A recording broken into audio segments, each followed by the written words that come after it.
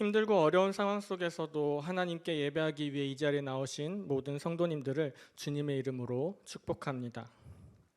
매월 마지막 주 수요일은 전도사들이 수요 예배 말씀을 담당하고 있습니다. 이 자리에 서기에는 아직도 배울 것이 많고 부족하지만 주님께서 주신 사명을 잘 감당할 수 있도록 많은 기도 부탁드립니다. 이 시간 저와 함께 말씀 나누실 때 이 자리에 모인 우리 모두에게 주시는 하나님의 음성으로 듣고 마음에 새기며 말씀의 능력으로 승리하며 살아가는 저 여러분 되길 소망합니다. 코로나19는 여전히 우리의 삶을 위협하고 있습니다. 백신 접종 신청하셨나요? 요즘 어르신들을 대상으로 백신 접종이 시작되었는데요. 백신에 대해 말들이 참 많습니다. 무엇이 맞고 틀리다고 단언할 수는 없지만 개인적으로는 안 맞는 것보다는 맞는 게 낫지 않을까 하는 생각에 저도 신청해 놓긴 했습니다. 저요? 그 민방위 아저씨라고 저도 접종 대상에 포함되어 있더라고요. 오랜 시간 동안 코로나의 위협으로 우리의 삶은 많이 변화되었습니다. 백신을 맞는다 한들 그것이 완벽한 예방은 될 수 없겠지요. 또 다른 문제들이 발생할 수도 있습니다. 그러나 우리는 생사화복을 주관하시는 하나님을 믿습니다. 코로나에 걸려 죽게 된들, 백신의 부작용으로 죽게 된들, 언젠가 우리는 죽게 될 육신보다는 우리의 영이 더 중요한 줄 압니다. 코로나 때문에 우리가 함께 모여 예배하고 찬양하고 기도하며 삶을 나누고 성도의 교제를 나누는 것이 많이 어려워졌습니다. 이런 상황 속에서 우리의 신앙이 흔들리거나 약해지지 않도록 버티는 것은 결코 쉬운 일이 아니지요. 그러나 코로나로부터 우리의 육신이 위협을 받고 있을지라도 우리의 믿음은 약해지지 말고 우리의 영은 안전하게 주님만 바라보길 소망합니다. 오늘 이 시간 백신 맞으러 나오셨나요? 우리 영의 백신인 하나님의 말씀, 그 말씀을 듣고 마음의 새김으로 코로나뿐만이 아니라 세상의 어떠한 위협으로부터 완벽히 예방되고 극복할 수 있는 강한 믿음의 소유자들이 되길 소망합니다. 오늘 함께 나눌 말씀 제목은 믿음이 강한 자입니다. 여러분의 믿음은 강하십니까? 약하십니까? 믿음에 대해 강하다 또는 약하다를 표현한다는 것이 어려운 일일 수도 있겠습니다만 오늘 바울은 함께 읽은 본문에서 믿음이 강한 우리는 이라고 시작합니다. 바울은 자기 스스로 믿음이 강하다고 표현하고 있죠. 그러면서 마땅히 믿음이 강한 자들이 해야 할 것들에 대해 설명합니다. 여기서 마땅히라는 말은 헬라어로 오페일로멘이라고 하는데요. 권면의 의미보다 의무적으로 수행해야 함을 나타내는 말입니다. 또한 바울이 특별히 강함을 이런 표현을 쓴 이유는 약한 자에서 강한 자로 성장해야 하는 그리스도인의 믿음의 성장을 강조하기 위해서였습니다. 이 자리에 있는 우리 모두는 구원받은 하나님의 자녀들인 줄 믿습니다. 우리가 그리스도인답게 이 세상을 살아가고 우리에게 주신 사명을 감당하기 위해서 우리의 믿음은 늘 성장해야 합니다. 은혜로 구원받은 우리들의 믿음이 강해야 합니다. 더욱 강해져야 합니다.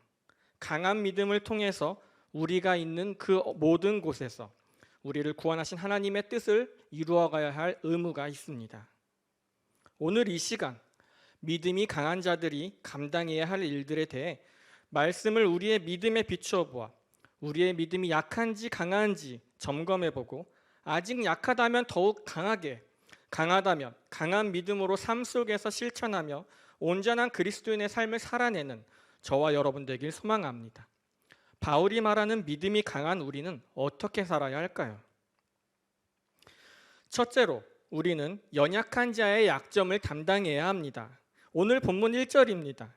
믿음이 강한 우리는 마땅히 믿음이 약한 자의 약점을 담당하고 자기를 기쁘게 하지 아니할 것이라. 믿음이 강한 우리는 연약한 자의 약점을 담당해야 합니다. 오늘 본문에서 바울은 그리스도인들이 다른 사람과 어떻게 관계를 맺으며 살아가야 하는지에 대해서 로마서 14장에서부터 시작한 논의를 계속하고 있습니다. 이것은 교회 안에서 성도들 사이의 관계에 대해서 말하고 있는데요. 믿음이 약한 자들이 세상에 있는 것이 아닙니다. 세상에서가 아니라 교회 안에서 우리와 같은 성도로서 주의 일을 감당하고 있습니다. 그러나 그 안에서 발생하는 문제들을 통해서 믿음이 약한 자의 약점을 담당해 주는 것이 믿음이 강한 자이며, 믿음이 강한 자는 약한 자의 약점을 담당해 주어야 한다고 바울은 말하고 있습니다. 약점을 담당한다는 것, 그것은 함께 짐을 지는 것을 말합니다. 갈라디아서 6장 2절을 보면 너희가 짐을 서로 지라 그리하여 그리스도의 법을 성취하라고 기록되어 있습니다. 상대방의 연약한 부분을 함께 짊어짐으로써 상대방의 약점을 보완하고 주의 일을 주님의 뜻에 따라 이루어갈 수 있도록 함께 감당해 나가는 것입니다. 또한 자기를 기쁘게 하지 말라는 것은 약점을 담당해 주는 것이 자신의 입장을 주장하는 것이 아니라 또는 자신의 이익을 위해 하지 말라는 것입니다. 내가 원하는 방법으로 상대방을 나의 틀에 맞추려 하지 말고 내가 상대방에게 맞춰 주어야 한다는 것입니다. 교회 안에서 어떤 일이 진행될 때 적어도 그 일은 하나님께서 하시고자 하는 일이라는 생각이 전제되어야 할 것입니다. 그렇다면 주의 일을 모두에게 맡겨주신 대로 함께 감당해야 할 텐데 서로 다른 생각과 기준을 가진 사람들이 모여 어떤 일을 진행한다는 것은 결코 쉽지 않습니다. 각자가 가진 생각이 다르고 방식이 다르며 판단하는 기준이 다르기 때문에 그것들을 만족시키려 한다면 갈등이 생기고 불화가 생길 수밖에 없습니다. 그것이 심각해지면 일을 그르치게 될 수도 있을 것입니다. 적어도 하나님을 믿는 사람들이 모인 곳이라고 한다면, 그리고 사람의 뜻이 아닌 하나님의 뜻에 주에 따라 주의 일을 이루어 가고자 한다면 나를 만족시키는 일의 결과를 만들지 말아야겠습니다. 바울이 말했듯이 자기를 기쁘게 하지 말고 연약한 자의 약점을 담당해 주어야 합니다. 사람은 누구도 완벽하지 않습니다. 저마다 가진 능력이 다르기 때문에 잘하는 것도 있지만 못하는 것도 있고 넘치는 것도 있지만 부족한 것도 있습니다. 팔이 하는 역할이 다르고 다리가 하는 역할이 다르듯 그리스도의 몸된 교회에 속한 지체들은 저마다의 역할이 있습니다. 우리는 우리를 구원하신 하나님께서 우리에게 주신 각자의 역할을 잘 감당해내고 상대방의 연약한 부분을 함께 짊어짐으로 약점을 담당하여 믿음이 강한 자답게 살아가야 할 줄 믿습니다. 연약한 자의 약점을 담당해 주는 것은 어떻게 보면 내가 더 힘들어지고 나만 손해보는 것 같이 생각될 수 있습니다. 맞습니다. 상대방은 아무것도 안 하는 것 같고 나만 혼자 다 감당하고 있는 것이 맞습니다. 나만 손해보고 내가 가장 힘들어지는 것이 맞습니다. 그런데 우리가 정말 믿음이 강한 자라면 그래도 괜찮습니다. 연약한 자의 약점을 담당해 주는 것 때문에 내가 더 손해보고 나에게 피해가 올지라도 그 수고와 힘듦과 아픔 다 아시고 회복시키시며 우리의 믿음을 더욱 강하게 하시는 하나님의 은혜와 사랑을 경험하게 될 수 있는 기회인 줄 믿습니다. 믿음이 강한 자, 믿음이 강한 우리 모두가 연약한 자의 약점을 담당해 줄 수 있길 소망합니다.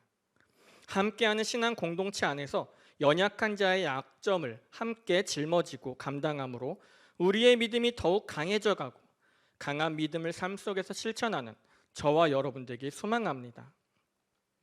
상대방의 연약한 부분이 보이십니까? 상대방의 약한 부분이, 부족한 부분이 보이십니까? 그렇다면 여러분은 분명히 그 상대방보다 믿음이 강한 자입니다. 하나님께서 그 사람의 연약한 부분을 나로 하여금 감당하게 하시려고 우리에게 보여주시는 줄 믿습니다. 우리 모두 믿음이 강한 자로 연약한 자의 약점을 잘 감당하여 주의 일을 이루어가는 저 여러분 되길 소망합니다. 둘째로, 우리는 다른 사람을 기쁘게 해야 합니다. 오늘 본문 2절입니다. 우리 각 사람이 이웃을 기쁘게 하되 선을 이루고 덕을 세우도록 할지니라. 믿음이 강한 우리는 다른 사람을 기쁘게 해야 합니다. 이 말씀은 단순히 상대방의 기분을 맞추거나 상대방이 원하는 것을 맹목적으로 따라주는 것이 아니라 영적 유익을 위하여 선을 이루고 덕을 세움으로 기쁨을 주어야 한다는 것입니다. 이것은 상대방으로 하여금 지혜와 사랑, 은혜와 거룩에 이르도록 믿음을 성장하게 하는 행동을 말하며 상대방의 영적 성장을 위해서 자기의 유익을 구하지 않고 자기를 희생해서라도 그 필요를 채워주는 것을 말합니다. 바울은 삶을 통해 이러한 믿음의 모습을 잘 보여주고 있습니다. 고린도전서 9장 19절부터 23절까지 말씀 함께 읽어보도록 하겠습니다.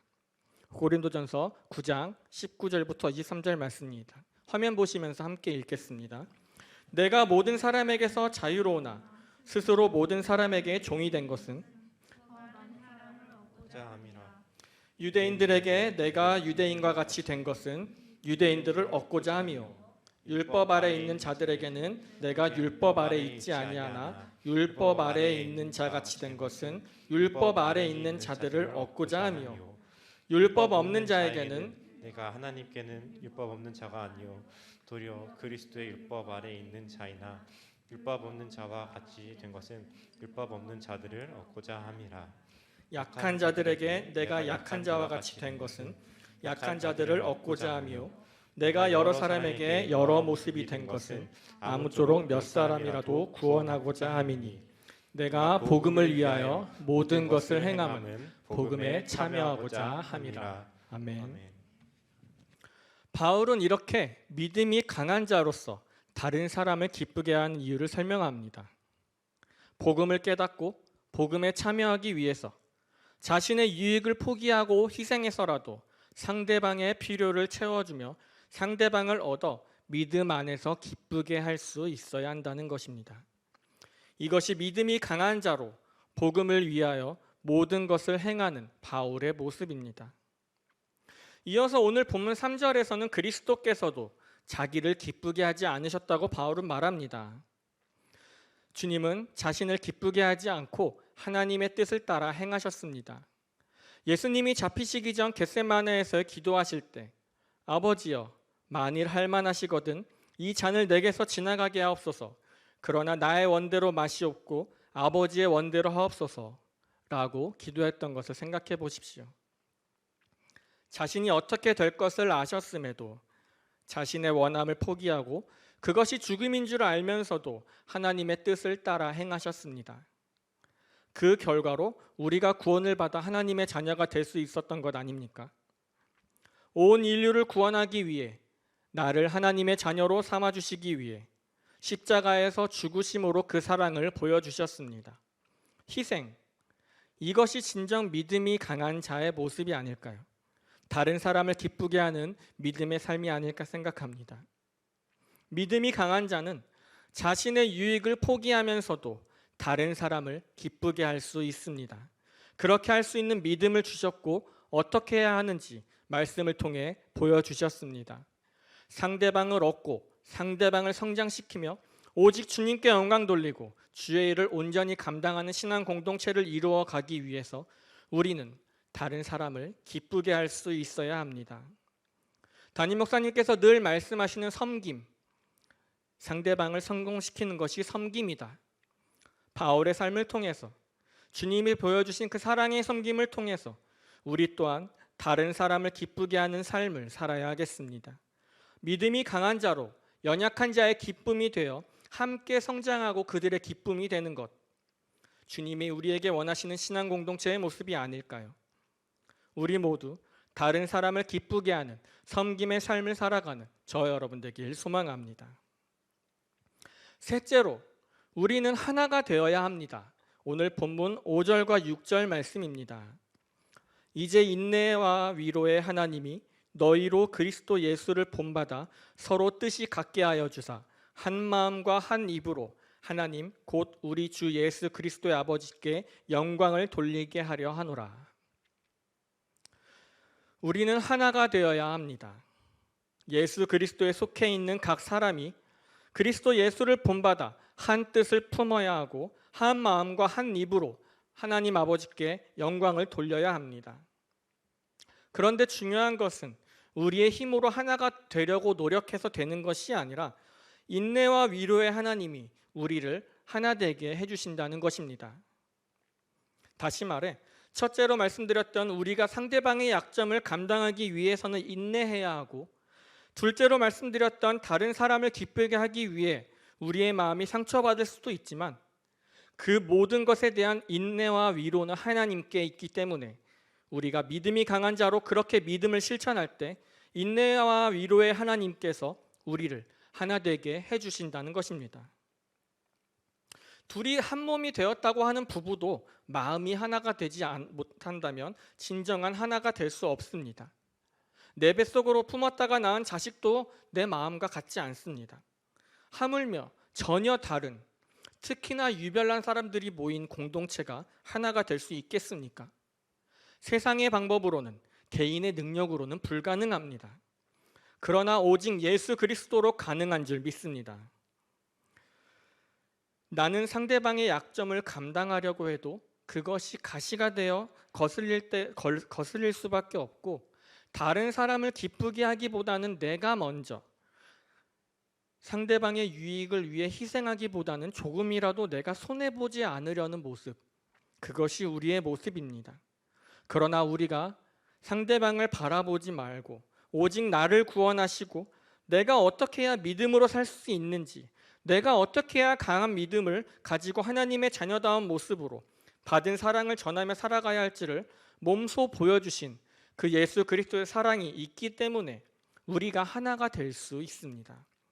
우리 모두가 오직 예수 그리스도를 본받아 주님의 뜻에 맞춘다면 한 마음 한 입으로 하나님께 영광 돌릴 수 있게 될 줄 믿습니다.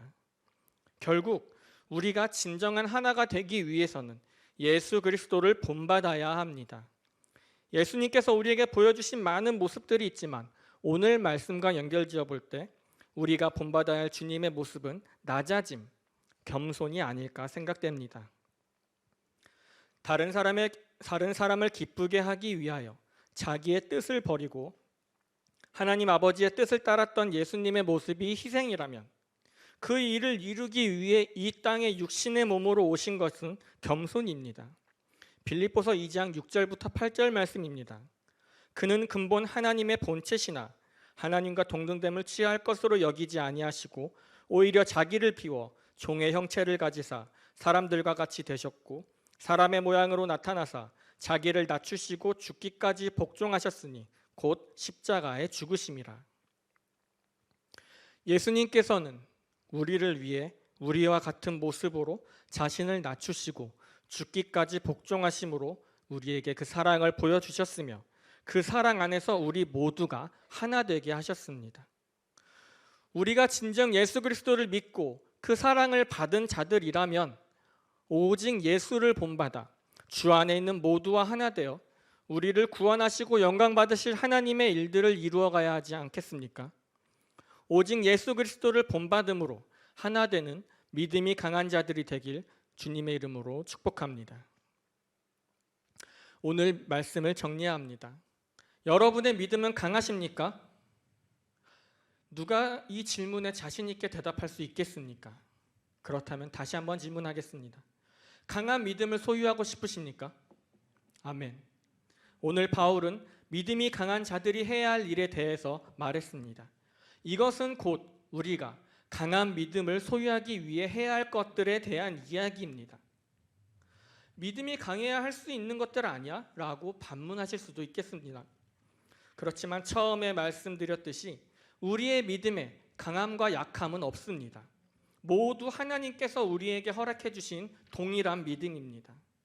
달란트 비유처럼 우리에게 주신 믿음을 더욱 활용해서 강한 믿음으로 살아가느냐 아니면 땅 속에 묻어두고 있느냐의 차이입니다. 우리는 모두 이미 충분히 믿음이 강한 자들인 줄 믿습니다. 각자의 분량대로 우리에게 믿음을 허락해 주셨습니다.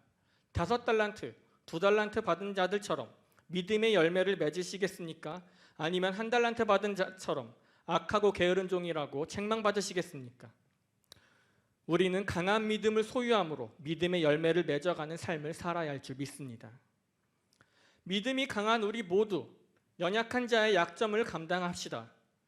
나 자신을 기쁘게 하기 위한 방법이 아니라 내 생각, 내 방법에 상대방을 맞추는 것이 아니라 연약한 자의 부족한 부분을 함께 짊어지고 감당함으로써 오직 주님께만 영광 돌리는 저와 여러분 되길 소망합니다. 또한 다른 사람을 기쁘게 합시다. 나의 유익을 포기하고 내가 조금 손해보고 나에게 피해가 있더라도 그것이 상대방을 기쁘게 하고 상대방을 영적으로 성장시킬 수 있는 방법이라면 예수 그리스도의 희생을 몸소 실천하는 믿음이 강한 자가 됩시다. 마지막으로 하나가 됩시다. 오직 예수 그리스도를 본받음으로 하나가 됩시다. 예수님께서 우리를 구원하시기 위해 우리의 모습처럼 낮아지시고 우리에게 맞춰 주셨던 것처럼 우리도 상대방의 입장에 대해서 생각해보고 상대방의 부족하고 연약한 부분까지 낮아져서 그곳에서 상대방과 함께 겸손을 실천하길 바랍니다. 그렇게 낮아짐으로 한 마음을 품어 오직 하나님께만 영광 돌리는 믿음이 강한 저와 여러분 되길 주님의 이름으로 축복합니다. 오늘 말씀을 준비하면서 가장 힘들었던 것은 제 자신이 말씀 앞에 부끄러웠기 때문입니다. 저는 전도사이고 어렸을 때부터 지금까지 그리고 앞으로도 평생 주의 종의 길을 가야 할 사람입니다. 다른 어떤 누구보다도 엄격하게 신앙교육을 받고 모든 일에 하나님 앞에 철저히 나를 돌아보며 매 순간 믿음대로 살려고 노력하고 있습니다. 그런데 어느 순간 나도 모르게 내 믿음이 좋은 것처럼 착각하고 있었습니다. 다른 사람의 삶의 모습에 저 사람 믿음 없네, 또는 믿음 있다는 사람이 왜 저래? 이렇게 속으로 판단할 때가 많았고, 또한 믿음이 좋다면서 내 뜻과 내 방법과 맞지 않는다고 다른 사람에게 상처를 주고, 또한 나의 유익을 위해 다른 사람에게 피해를 주었습니다. 저는 다른 누구보다도 교만해져 있었습니다. 오늘 말씀을 준비하면서 믿음이 강한 자의 모습, 믿음이 강한 자가 해야 할 일들과는 거리가 멀게 살고 있던 제 자신을 발견하게 되었습니다. 혹시라도 저 때문에 상처받거나 시험 드신 분이 계시다면 정말 죄송합니다. 아직도 부족한 저를 위해 많은 기도 부탁드립니다. 저를 비롯하여 이 자리에 계신 모든 성도님들과 함께 믿음이 강한 자로 주님께서 맡겨주신 사명을 온전히 감당하는 우리 모두가 되길 소망합니다. 오늘 말씀처럼 연약한 자의 약점을 감당해주고 다른 사람을 기쁘게 하며 주님 안에서 하나 되는 영도교회 신앙공동체가 되길 간절히 소망합니다.